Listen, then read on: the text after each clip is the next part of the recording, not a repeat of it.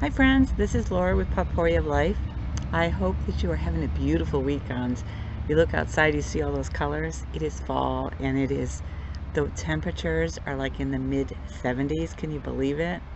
It's been chilly, like in the mid 60s or below. So to encounter this afternoon is really nice. The house is colder than the outdoors. So what I wanted to share with you is I did mention before about my husband's car, and I just wanted to share a little bit about how God intervenes on the things we worry about when we let go and let God take over. So my husband's car was told that it needed one thing, in reference to the transmission, and we were quoted from $35 to $7,500. That's a lot of cash flow. And that alone was what caused him to say, this is not worth it. So, we kind of like tried a few different things. And plus we needed the rust work. The rust work came in okay. That's a much more reasonable number. But what God has done is we went through a circle of frustrating moments. I first put our car, because my husband said, okay, why don't we just try to sell the car? I said, okay, or trade it in. He thought, okay, I'll just get my new car. And we were looking for a used car. So I don't know how it is out where you are, but here in New Hampshire, they will admittedly say they're overpricing cars at $5,000. That's a lot of money, folks. And they're doing it because there's not enough inventory, and they've been saying that since the pandemic. And now it's just like they have to. Well, you know what? If a bag of chips is only worth $2, you shouldn't be charging them $5. But anyways, what we encountered was we went to a few different car dealerships, and it was an experience that was mind-boggling. They were starting to get better, but once they had low inventory, they're being pushed. I don't know if you realize that, but salesmen are pushed to meet certain quotas. I think most people are aware of this, but in saying that, right now it's really kind of a bind because there really is low inventory, and part of that is most people are not trading in their cars. They're getting them fixed. How do I know that? I'm going to share that in a little bit too. So what they do is when you get in there, and we know we have new tires, new brakes, new this and that, and it was like they were lowballing us. And I'm like, I know that you're going to send it off to auction, but there are a lot of brand new parts in there, so this car is worth more than what you're offering. Nope. And they said insulting things about my mechanic, which, he can stand up for himself. But when they're telling me that I paid him off, I'm like, okay, now I've had enough. I said, I don't need to do business with you. And we walked right out. And we found 3 different dealerships, 3 different vehicles we were interested in. The first one, he was very insulting. The next one, they were trying to sell us a car that was in an accident. And so what we did was, they said the Carfax is clear, and my husband took it for a drive, and he says, it drives really good, Laura. And it wasn't a truck, which is what he really needs of some sort. And I said, honey, I don't think you really want to do that because you're still going to be in need for a truck of some sort. So what he did was he brought it to our mechanic, and our mechanic came out and he says, this car's been in an accident. And he told us, he showed David all the stuff.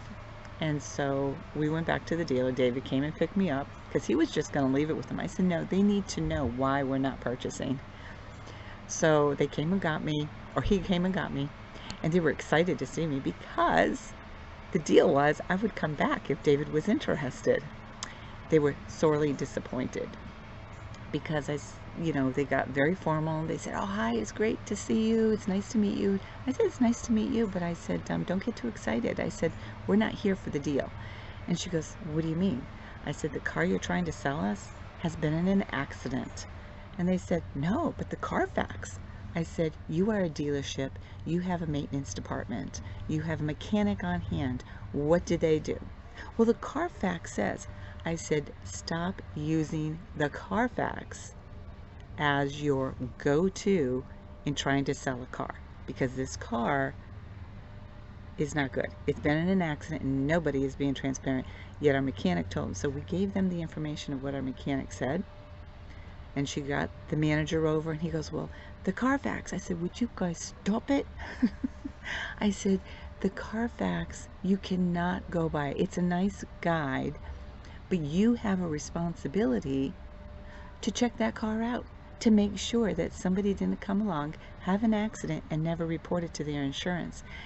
And the salesperson said to me, she says, people don't do that, do they? I said, when were you born? Because yes, people do that, because what happens is, if it was in an accident, their rates go up. So, that being said, folks, warning number one, don't always go by the Carfax. Take your used car that a dealer, even a reputable dealer, is selling you, take it to a mechanic you trust. Have them deal with it. You might have to spend a few dollars, but it'll be worth it in comparison to the amount of money you will spend on repairs, never mind those car payments. We went to another place and we could see visually that there was something wrong. They said, oh, nothing happened. I said, it looked like she drove through a garage that was too small for her car. What are you saying? There's nothing wrong. And he just grimaced. He thought nothing of it. He goes, well, the Carfax. I said, are you serious? You guys are all using this term Carfax. Don't go by it, folks. Now, honestly, what I said before about Carfaxes, they are a great source of information. My apologies for the noise. Somebody's getting some work done in their yard. So I told David, I said, we're not doing this. We're not playing this game. And then they came back because they wouldn't give us a quote on our car. And so we went home and they called. They want to sell us this car. And I told David, I said, wait. I said, the end of the month is here. And I said, generally, car dealers go down in price. No, they don't. Not no more. Actually, some will, if they're being honest. So what I told my husband, I said, okay, we'll wait. I said, they called, and I said, okay, we are waiting for what you're going to give us for our car. And they said, well, didn't they give you that? I said, no, they didn't. And I said, I need to know. I am not driving up 45 minutes to find out that you're going to give us nothing. They came back, and I can't believe what little they were going to give us. I said, no. I said, we are not playing this game. You do not have a sale. That car was actually really comfortable. My husband liked it, except for a few things. Horrible tires. So we were going to make sure we got new tires. David's tires are far better than any of the cars we've seen. And then there was another dealer. And I've told all of them, I said, we will not work with the dealership who has no integrity. I said, we are consumers, and if you want people to spread good things about your company, then you need to be honest, you need to be transparent, and you need to stop screwing people over, period. Because these clients could be forever clients if you treat them right. I don't think it matters. They're trying to sell these cars over. Now, a fact that I have learned, first of all, I know that car dealers have to push cars out because they have this inventory. What I later learned is, and I learned it from about 3 different sources, dealers, because they don't have the sales, they have to take loans out to get inventory into their lots because they don't have customers coming in because they don't have the inventory. But what happens is they're taking these loans out, they don't have the sales to pay those bills. So they're in a pickle. And this is, excuse me, 1 second.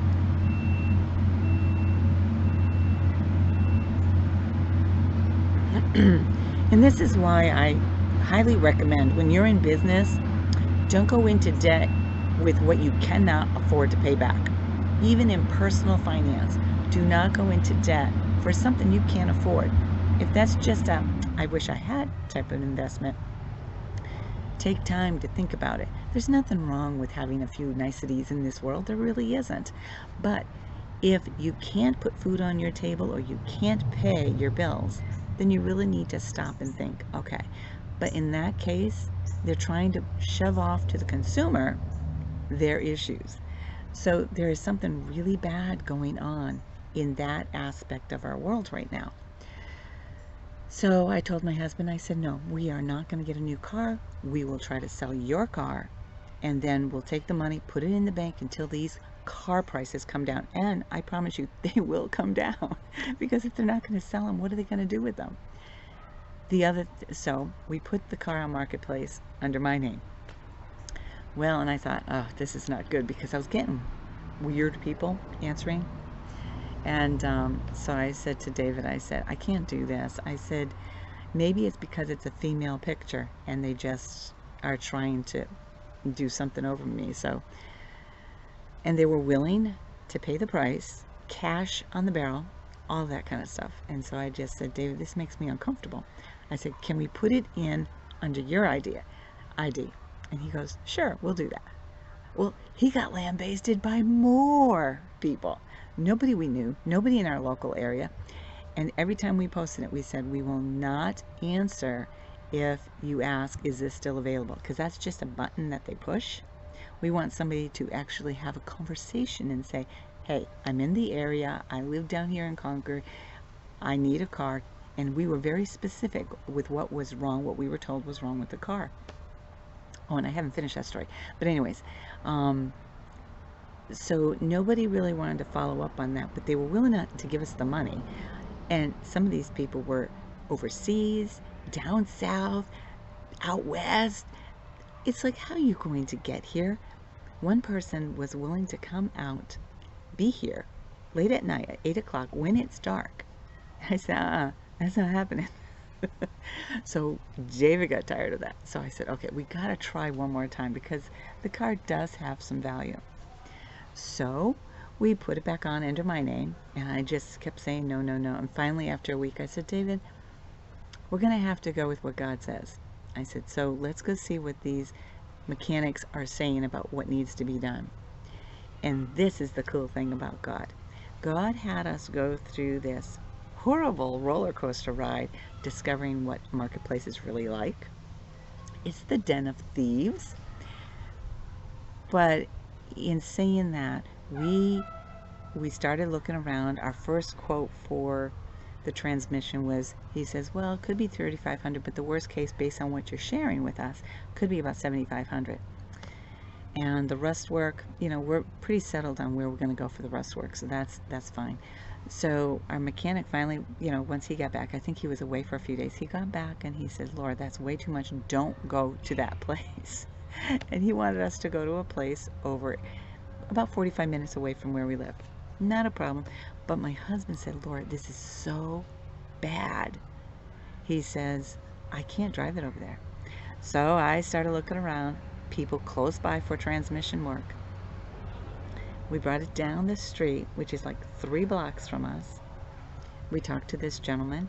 I called him up and I said, David can be there Monday morning at 8 because we were trying to figure out a time. So we got there. The guy took it out for a drive and he said, this is not your transmission. I forgot what it was called. I'll try to link it in here if I can't think of it beforehand. But what it ended up being, we went from $3,500 to $6,500 down to $611, and my husband's car is running very comfortably. He feels great about it. And it wasn't the transmission, it was something it's this piping type thing. So yeah, I'll make a note of it later when I think of it, apparently. And he's not here, so I can't ask him.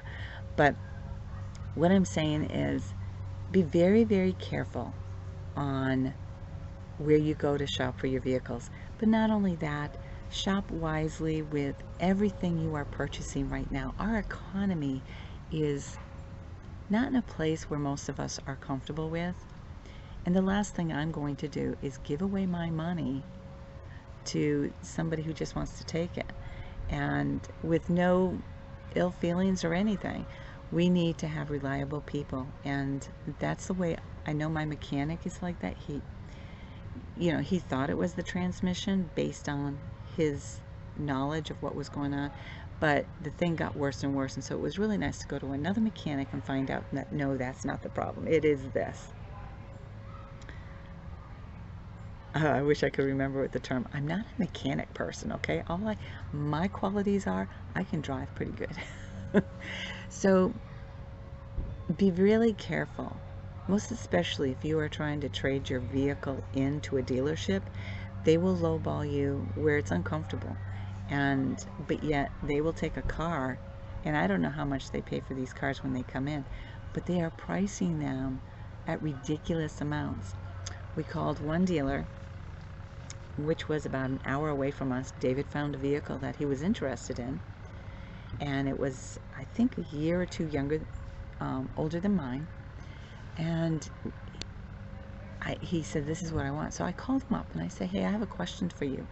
A newer version is $5,000 less than the used vehicle. Can you tell me what the difference is? She goes, oh, the new vehicle, we're going to be adding $5,000 to it, so it's going to be the same. I said, wait a minute. So a new car, retail price, suggested retail price, is what you listed it for, right? And she goes, yes. And I said, and then when we get there ready to sign papers, not only do we have to pay all the taxes and all that stuff, we have to pay an additional $5,000? She goes, yeah. I said, don't you find that to be ludicrous? And she goes, that's just the way it is. I said, how are you doing business? She goes, this is how we do it. This is how we sell cars. So folks, if you can wait, and I know Christmas is the winter is right behind us here. If you can wait, please wait. This is not the market. This is not the time to buy a vehicle unless you have the resources, unless it is necessary. And in some cases, people won't be able to get a loan. We were pre-authorized for a loan. We weren't worried about that. But even if I took out a loan, I wanted it to be something we could pay off. The amount we could afford had to be an 8-year loan for a used car. Folks, that's wrong. You shouldn't be. These cars are going for, let's see, almost as much as we paid for this house. That's not cool. And I mean, our house value has gone up, but you know, we used to be able to get cars for like $5,000-$6,000 used, and we're talking not too long ago. But today you're paying the same amount for used as you are new, and that's wrong. But you know what else I figured though or discovered is the reason our mechanics and our what are they called when they work on your car? The guys that do that kind of work, the guys and gals, they're busy. So if you call them, be patient, because what's happening is a lot of consumers like ourselves, we're not going to pay the new price. We're taking our cars and we're fixing them up. So yeah, we're paying a little bit more than we want to, but in a few months, it'll be almost like 2 car payments, maybe even less. So be really careful on what you're doing. Know what you're doing. Go to a reliable mechanic that can tell you the truth. And if you have to go to a few, do that.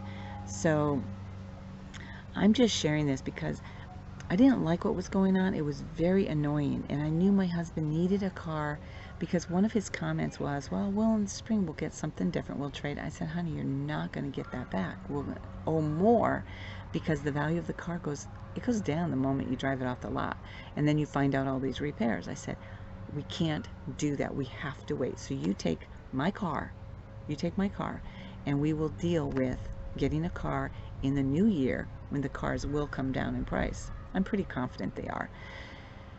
So he said, okay. He says, I just need a car so I can get wood when we're working on things and I can do this. I said, I understand what you're looking for. We will make this work for you. So to have another mechanic, and we had pretty much given up on mechanics and stuff because some people didn't want to touch the transmission work, and others were fine, but they were quoting us really high. And then some, it took them 2 weeks to get back to us because they were looking for used parts with low mileage to save us money, which I find totally commendable. And yet we discovered that what's really wrong was not what we were pricing out. So do your homework, check things out, check the reviews. Some reviews are on Yelp, some are on different areas, but check all the reviews to these different places. And you'll find that many of the good mechanics, they do refer out to other good mechanics, because they won't refer anybody if they don't have anybody to refer to you. So I hope that you see this as a learning moment on our account. I hope that you see that sometimes God says, it's hard. I know it's hard for you, but I need you to wait. I need you to be patient because this isn't what I want for you. Oftentimes we sit and we try to fix things. We try to say, well, we can do this, we can do that. But sometimes we have to be stubborn. We are in a very different world now where the evil will come out and bite us. And I don't wish that for any of us. So I hope that you will take time, learn from what we learned. We didn't get scarred, we just got a little irritated. And we learned a big lesson. And we are so grateful for this mechanic down the street from us who does all kinds of auto work except for rust work. He was a really sweet guy. His secretary, who's out there, she's fabulous. And, you know, just the fact that he took care of it. We brought it in on Monday morning. David left it there. He walked home.